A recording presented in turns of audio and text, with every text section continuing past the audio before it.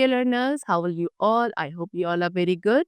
Welcome back to the new session of Science Class with chapter number 2, that is Growth in Plants.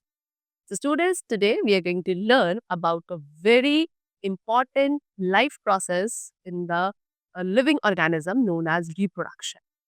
And today we will learn about reproduction in plants. All right, let's start the chapter and learn about the topic.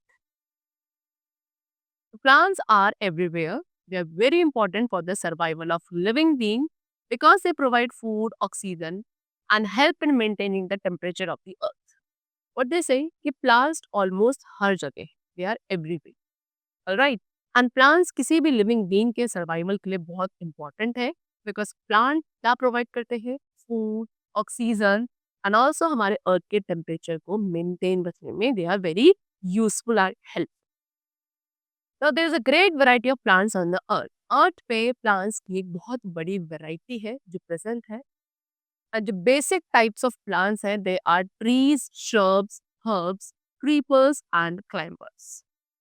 So first of all we have trees. Trees क्या है? Trees आपके tall and strong plants होते हैं. इनकी stem काफी hard and thick होती है जिसे हम ट्रंक बोलते हैं.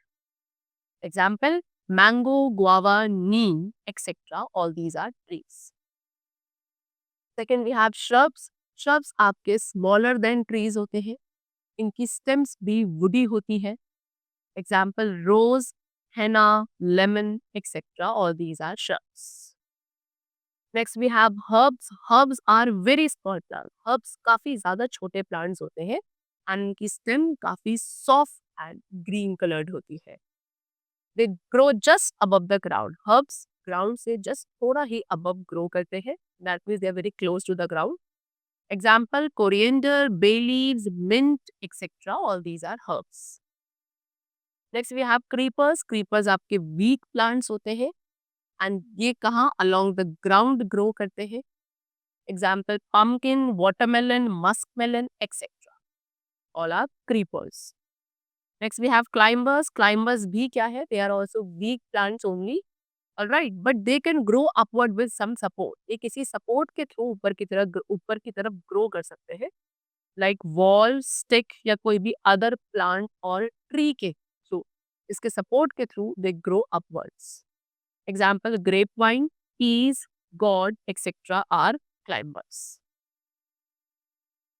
Now, about 1/3 of the earth is covered with plants and trees. हमारे earth का 1/3 part जो है plants and trees से covered है. Next we have reproduction in plants. So next topic क्या है? Plants में reproduction process के बारे में. So first of all, what is reproduction? Reproduction is a process through which the offspring of the same species come into existence. एक ऐसा process जिससे same species के जो offsprings होते हैं वो existence में आते हैं उसे हम reproduction कहते हैं. And plants जो है plants अपने seeds, stem, leaves, roots और spores के through reproduce करते हैं. एंड इन दिस चैप्टर हम लोग डिस्कस करेंगे कैसे एक न्यू प्लांट सीड के थ्रू ग्रो करता है. ऑलराइट, तो reproduction comma seed. Most of the plants grow from seed. See students, ज्यादातर प्लांट्स जो है सभी सीड्स के थ्रू ग्रो करते हैं. आपने देखा होगा कि आपकी जो मदर है वो ग्रीन ग्राम, जैसे हम मूंग दाल कहते हैं, उसे किस तरीके से स्प्राउटेड बनाती है. कैसे यहाँ पे स्प्राउट्स है ग्रीन ग्राम के. एंड ये भी क्या है? ये भी एक तरीके की सीड्स है. योर मदर सोक, आपकी मदर ग्रीन ग्राम को सोक करते हैं ओवरनाइट एंड देन उस वाटर को जिसमें उसे सोक किया गया था उसे पोर कर दिया जाता है एंड उसके बाद उस दाल को हम रैप रखते हैं एंड कवर रखते हैं फॉर 1 or 2 nights तक. देन आफ्टर 2 डे, 2 दिन के बाद आप क्या देखोगे कि उस ग्रीन ग्राम में कुछ थ्रेड जैसे प्रोजेक्शंस आपको अपीयर हो रहे हैं एंड इन्हीं थ्रेड लाइक प्रोजेक्शन से new plants can be grow. Before understanding this process completely, we will study about the parts of a seed. अब इस प्रोसेस को पूरी तरीके से समझने से पहले हम एक सीड के डिफरेंट पार्ट्स को डिस्कस करेंगे. So what are the parts of seed? Observe one sprouted seed carefully. आपको क्या करना है? एक sprouted seed लेनी है, उसको बहुत केयरफुली ऑब्जर्व करना है. आप उसमें क्या ऑब्जर्व करोगे कि उसकी 3 मेजर पार्ट्स हैं. सबसे पहले एक आउटर कवरिंग होती है, फिर एक मिडिल पार्ट होता है एंड एक इनर पार्ट होता है. तो इस तरीके से सीड बेसिकली इसके अंदर सीड के अंदर बेसिकली 3 पार्ट्स होते हैं. That is seed coat, seed leaf or cotyledon also, and third is embryo. First of all, seed coat. Seed coat क्या है? It is the outer covering of the seed. Seed की outer covering को we call seed coat. And seed coat का काम है जो बाकी अंदर के दो पार्ट्स है सीड के, that is seed leaf and embryo, उन्हें क्या प्रोवाइड करना? प्रोटेक्शन प्रोवाइड कर. तो what I told you that seed coat क्या करता है? सीड कोट जो अंदर के दो पार्ट और है सीड के, that is seed leaf and embryo, उन्हें प्रोटेक्शन प्रोवाइड करता है. ऑलराइट, फ्रॉम दिस पॉइंट, अब इस पॉइंट से क्या होता है? एयर के अंदर, सॉरी सीड के अंदर एयर एंड वाटर एंटर कर पाते हैं. Alright, now next is seed leaf. Seed leaf क्या है? सीड का जो मिडिल वाला पार्ट है, that is called seed leaf और कॉटिलेडन ऑल्सो. ये पार्ट सीड का फ्लैशी होता है एंड जो बेबी प्लांट है इनसाइड द सीड उसे फूड प्रोवाइड करता है to grow. Alright, some plants, see कुछ प्लांट्स के अंदर केवल वन कॉटिलेडन प्रेजेंट है, यानी कि केवल एक सीड लीफ प्रेजेंट होती है, and such plants are called monocot plants.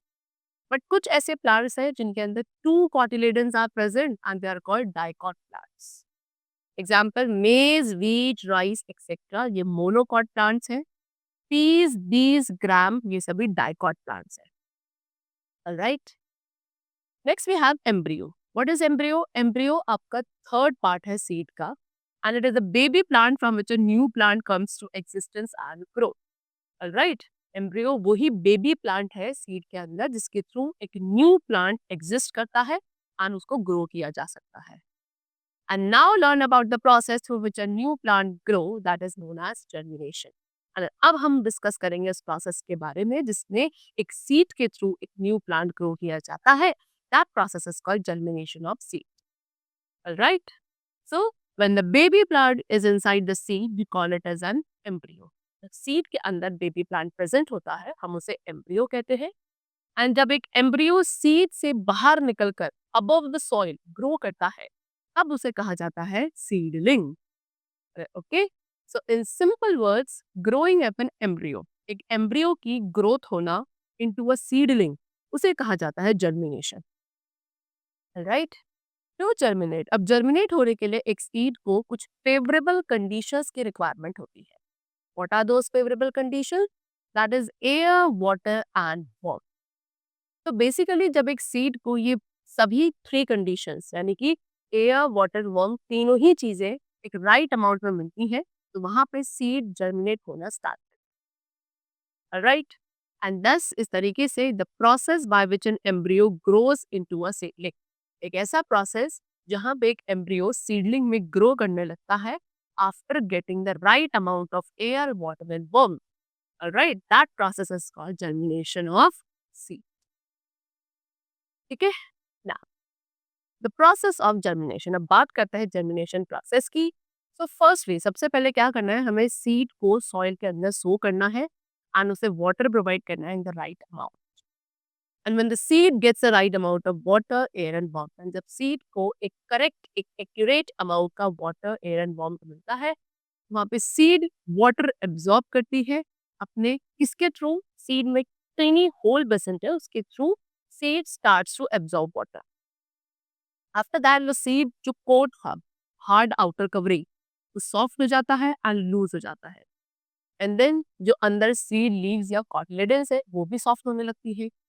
Seed का size swell हो जाता है and seed coat अपने आप split होकर उसके अंदर जो root है embryo से वो starts to develop, वो develop होना start करती है and then नीचे की तरफ grow करती है because roots grow downwards only. Alright, then embryo still uses the food stored in the cotyledons. अब जो embryo है वो still cotyledons के अंदर जो food stored है उसे use करेगा and soon यानी कि जल्द ही फिर shoot part भी develop होगा and soil से ऊपर की तरफ upwards grow करेगा. Now the embryo, अब इस embryo को क्या कहा जाता है? We call it seedling.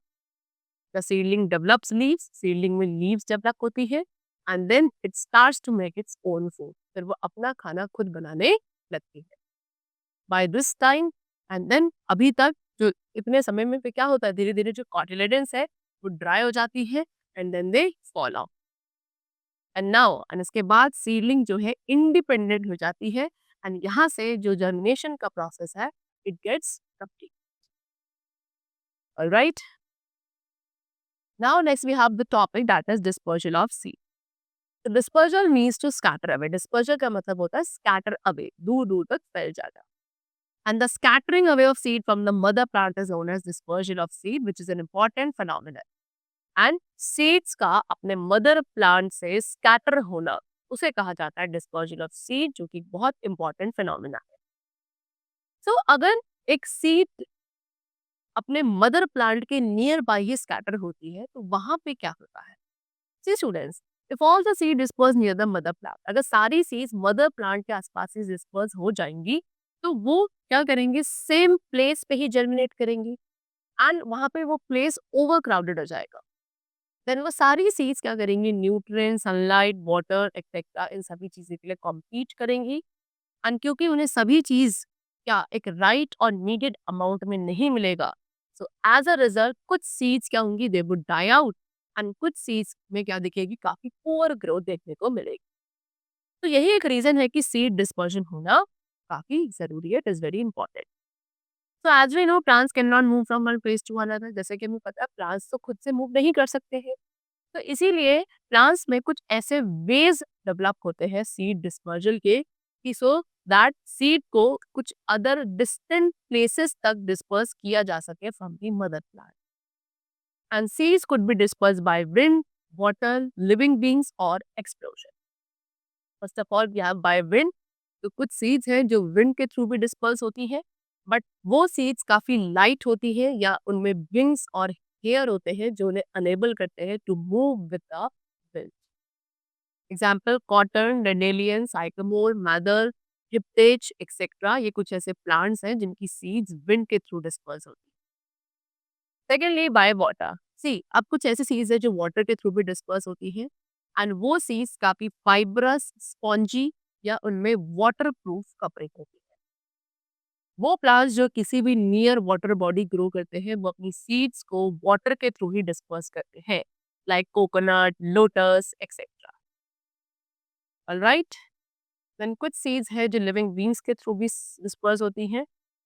Animal, birds and humans ये भी क्या करते हैं? सीड डिस्पर्जल प्रोसेस में कंट्रीब्यूट करते हैं. सी सम सीड्स, कुछ सीड्स में स्पाइन, हुक्स और ब्रिसल्स होते हैं एंड इसी वजह से ये सीड्स क्या किसी एनिमल के फर पे या तो स्टिक हो जाती हैं या ह्यूमन क्लोज पे स्टिक हो जाती है एंड देन डिस्टेंट प्लेसेस तक इजीली डिस्पर्स हो सकती है. For example burdock and cocklebur. Right, and beside this, इसके साथ साथ जो बर्ड्स हैं एंड एनिमल्स हैं वो क्या करते हैं? फ्रूट्स को खाते हैं एंड जो अनडाइजेस्टेड सीड्स है वो उनके वेस्ट के थ्रू हो जाती है. Similarly, humans also eat fruits and then they throw away the seeds. All right. And in this way, seeds get dispersed by the human beings also. Next, we have by explosion. तो some seeds कुछ ऐसी seeds हैं जो dry होने पर burstly open होती है. And इस तरीके से seeds disperse हो जाती है explosion के through. For example, peas, beans, balsam, ladyfinger, etc. All right. Now next we have other ways of reproduction. अब कुछ और भी तरीके हैं प्लांट्स में रिप्रोडक्शन के. तो अदर देन सीड्स के अलावा प्लांट्स अपने root, stem, leaves and spores के थ्रू भी ग्रो करते हैं एंड इस टाइप की रिप्रोडक्शन को वी कॉल वेजिटेटिव रिप्रोडक्शन और वेजिटेटिव प्रोपगेशन आल्सो. तो first of all from the roots. See now there are some plants जो कि अपने रूट्स के थ्रू भी रिप्रोड्यूस करते हैं. For example, carrot, sweet potato, radish, turnip, etc. Then from stem, तो rose, money plant, sugar cane, potato, ginger etcetera ये plants अपनी स्टेम्स के थ्रू रिप्रोड्यूस करते हैं. देन फ्रॉम लीव्स, तो कुछ प्लांट्स है लाइक ब्रायोफाइलम जो अपने लीव्स के थ्रू रिप्रोड्यूस करते हैं. Alright, it has plant that gets along the edge of its leaf. Actual में ये एक ऐसा प्लांट है जिनकी लीव्स के एजेस पर क्या छोटे छोटे से बर्ड्स ग्रो करते हैं एंड देन वो बर्ड्स ग्रो करने के बाद कुछ टाइम बाद नीचे फॉल कर जाते हैं एंड देन जहाँ ये फॉल करते हैं वहीं से new plants will grow up. Then from spores also, so mostly ferns and fungi ऐसे प्लांट्स हैं जो कि अपने स्पोर्स के थ्रू ग्रो करते हैं. Alright, next we have development factors of plants. अब हम बात करते हैं कुछ डेवलपमेंट फैक्टर्स की of plants.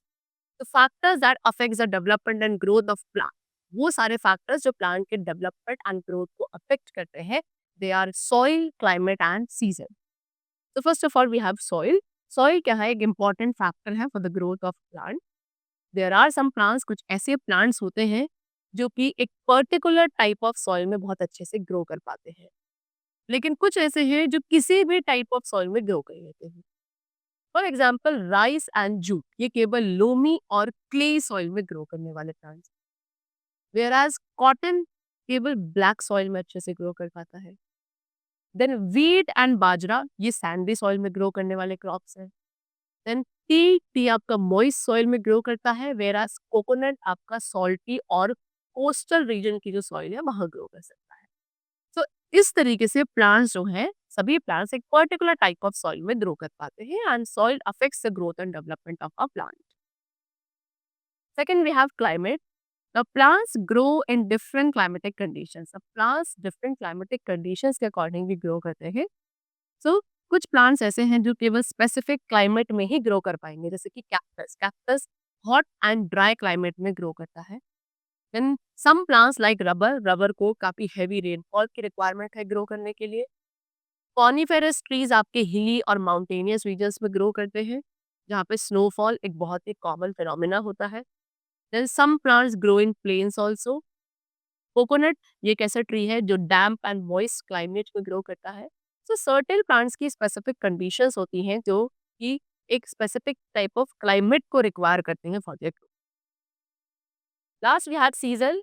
So in India, India में क्रॉप्स के टू सीजन्स होते हैं।